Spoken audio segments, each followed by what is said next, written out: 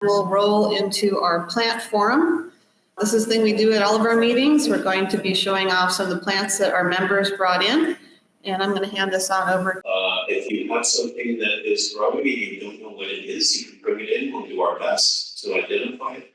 And bring it in even if you think it's common. Don't worry about it. We like to see any kind of thing. So first we have, it says this is geranium monorense, but it doesn't look like it. I mean, it looks like it, but it doesn't. It's homemade. Oh, is it a form of monorense? There are a bunch of those Canary Island geraniums. It's a Canary Island geranium, and is it monocarpic? Does it bloom and die? This one just keeps going. Oh, so this is a true perennial, because the geranium monorense actually takes 2 to 3 years to reach blooming size. It's spectacular, but then it dies and casts seed everywhere. And I mean everywhere. Cracks, pots, your neighbors is everywhere. Anyway, easy to grow, beautiful foliage. They would be worth growing for the foliage alone, I think. But then when they flower, it's spectacular. Anyway, this is homemade the monorense. Yeah, he's got it for sale back here. This is really beautiful. I like that. Partial shade. Regular to moderate water. They're not really super water hogs. They actually put down the tap roots, so they're sometimes hard to move. I need to speed this up. Clivia miniata, and is this a hybrid? It's very dark. It's a nice dark orange. Very flared flowers too, so it's really nice. There's lots and lots of hybrids out there, so we're not just seeing the old ones with narrow flowers anymore. A lot of them are really stout. Almost don't even want to take this up. It's primula. It's primrose, and this is a Pacific giant strain. I'm incredibly allergic to these things.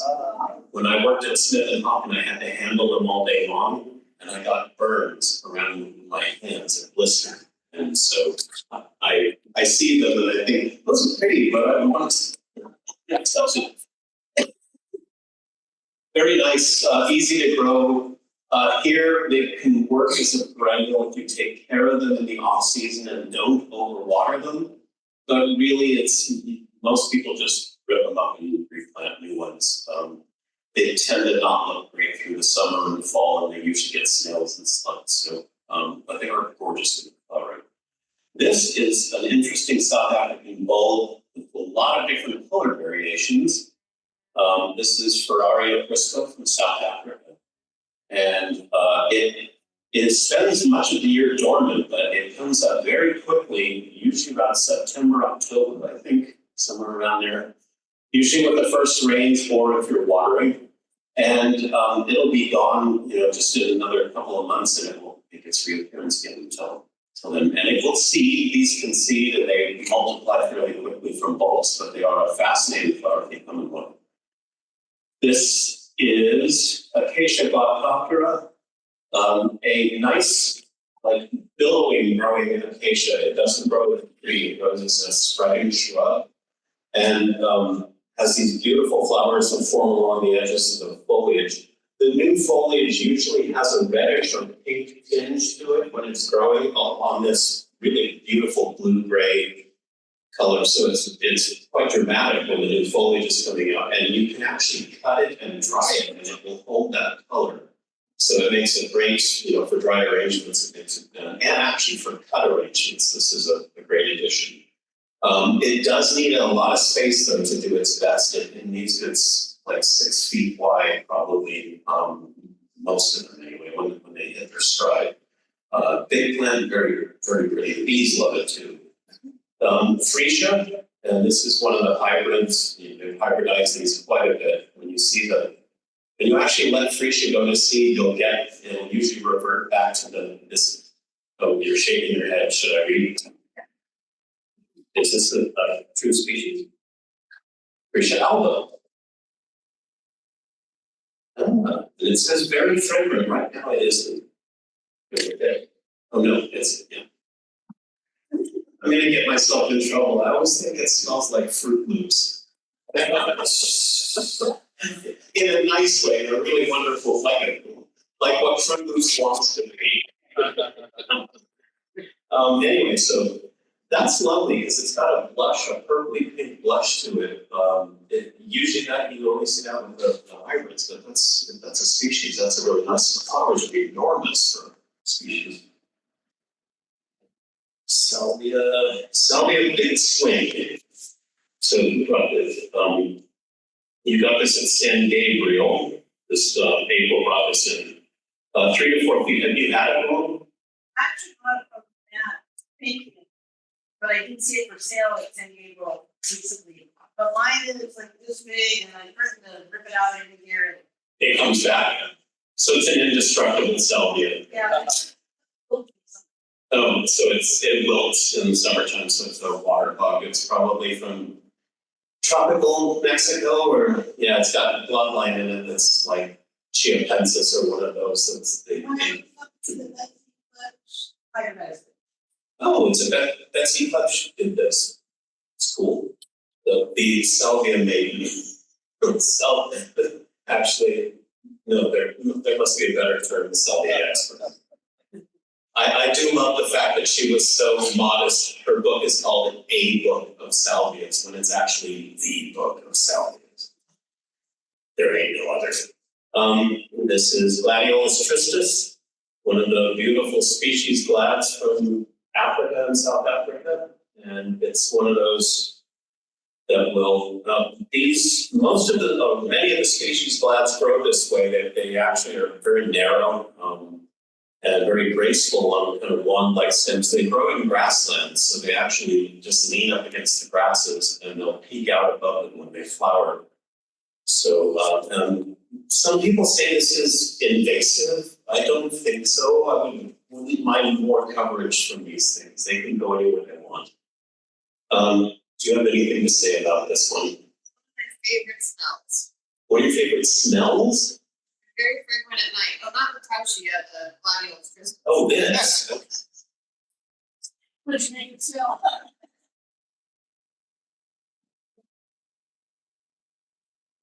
That's pretty powerful. That's like jasmine.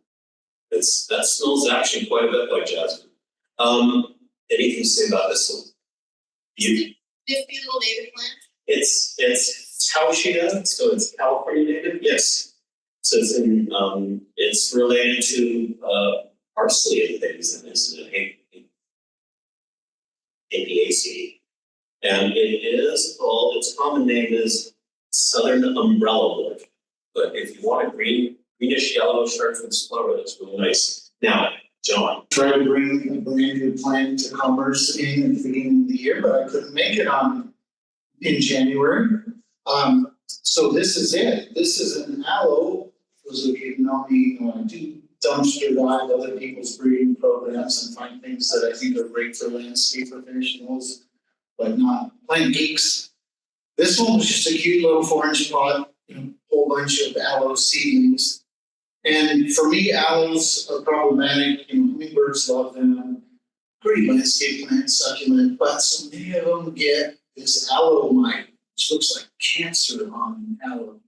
And so I thought, oh, this one has kind of different leaf. Maybe it'll not get it.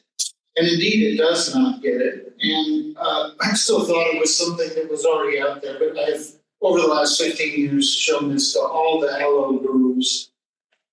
They don't know what it is. So it was a seedling. We think it's from Aloe camperi, which is actually Aloe cornuta camperi, which also doesn't get aloe mite, but it's a little bigger. My guys always called it the sushi aloe because when you break the leaf, it looks like ahi. It's bloody purple.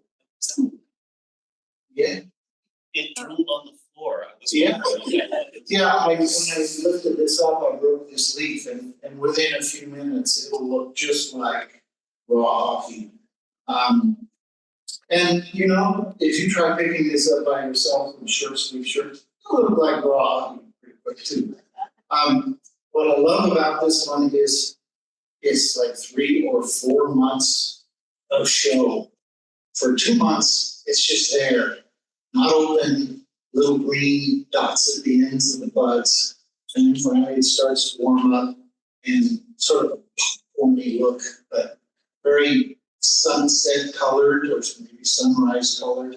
Anyway, nurseries in Somas doesn't have any plants named for it, so this is Somas Sunset, and not a cute little puppy to take home, kind of big, but to me, a lot of what I do is for landscape hospitals, schools, and so on. Maybe plants that'll stand up for themselves, but not be giant, like Aloe Hercules falls apart. So, yeah, instead of a Raphaeoliptus springtime, a Somas sunset, right? Should I do those other two that I didn't do labels for? It's busy at the back. So this is weird. It's like a little baobab tree in a pot. We call that in the plant world, we call disciform, right? Swollen trunks. This is a cousin of the creeping Charlie. This is Plectranthus ernsti, and it truly creates these swollen trunks and brightly flowers in the middle of winter. They're almost done. It's starting to go kind of deciduous, but fun one.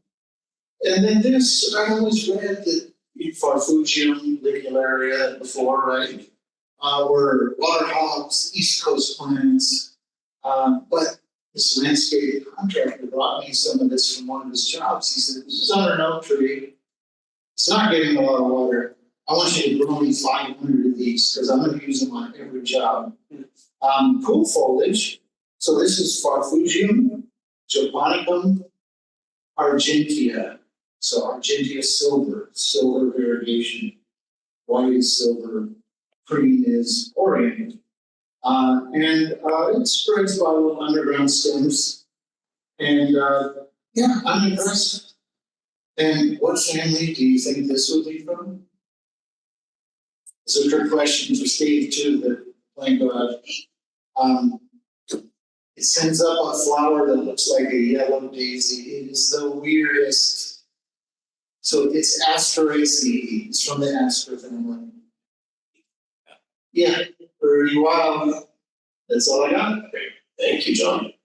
I love the fact that if you use this in public plantings and people trespass, they get bled on by permanent. It would mark that you're in the wrong place. Speaking of dumpster diving, that's where I got this. This is for years and years I called this Dendrobium kingianum, and I don't think it is. That's what it was. Had the tag on it said, but I think it's probably speciosum. Because it's just too big, and I don't think the kingianums get that big. So it's from Australia or Southeast Asia, I think. Kathy, did you know? They're Australian, they're both okay. So it's Australian, I'll cross out the other part. But the plant on this is 3 feet wide. I worked at Smith & Hawkins 32 years ago. And we had an orchid vendor who would not take back bloomed out plants. You had to throw them away. So I threw them away. A lot of plants I threw away. So I had a lot of orchids. This is the only one to remain after 30 some years. And I'm going to get brave and pull it out of the pot finally and divide it, I think. So wish you luck. Anyway, it blooms very nicely, very briefly, but no fragrance, which is also another clue in that it's probably not kingianum. So most of those are fragrant. Veltinia, and I think forgotten species, Raphia. So this is another South African bulb, winter blooming. Wonderful foliage, fairly easy to grow as long as it's getting good drainage. These things will suffer if they don't have good drainage. And there are color variations. There's green ones and yellow ones and ones that are a little bit brighter, pinkish red. So you can get some interesting ones of these. Native plant, or is it native to Baja? Yeah, I think it's Baja. Yeah, Baja and Sonora. This is Euphorbia zambii. And this is interesting because there are two different plants in here. This is the typical one with the narrow foliage. And Carol Aronson brought this in. This is from Baker's Acres. It's growing there and it's got leaves. I mean, real like leaf. They don't look like this attenuated, narrow little spear leaf. These are like true leaves on here. This plant grows easily, needs drainage, needs sun, and will spread. And if it needs to be hacked down to the ground, it'll come back, don't worry. You run over it with the truck, it'll come back, don't worry. It's kind of indestructible once it gets going. Last but not least, we have Strelitzia. There's two different types in here. This wonderful thing is Strelitzia juncea. So this is the flower, a familiar looking bird of paradise, but that's the foliage. It has no leaf on it, it's just the leaf axil, an axil, or midrib anyway, without having the flared leaf on it. So these were popular in the 50s and 60s, around particularly like space age ranch and mid-century modern homes, because they're very architectural looking. They have quite a statement. If you keep them clean, you need to clean them out once in a while. But grow just like the regular Strelitzia regina, which this one is Strelitzia regina, but this is, I'm going to mess up the name of the one. Mandela's gold. And you can see it's got gold, the petals coming up with gold. The flower is actually quite hefty on this one. At Kirstenbosch, they have an enormous planting of this when you enter the garden. You look out over probably like maybe a quarter of an acre of these things growing. It's really quite spectacular. So thank you everyone for bringing in all of the plants for the forum. We had a really nice show out tonight. So again, all of you, next time we have an in-person meeting, please bring in your plants and we'll talk about them. Thank you.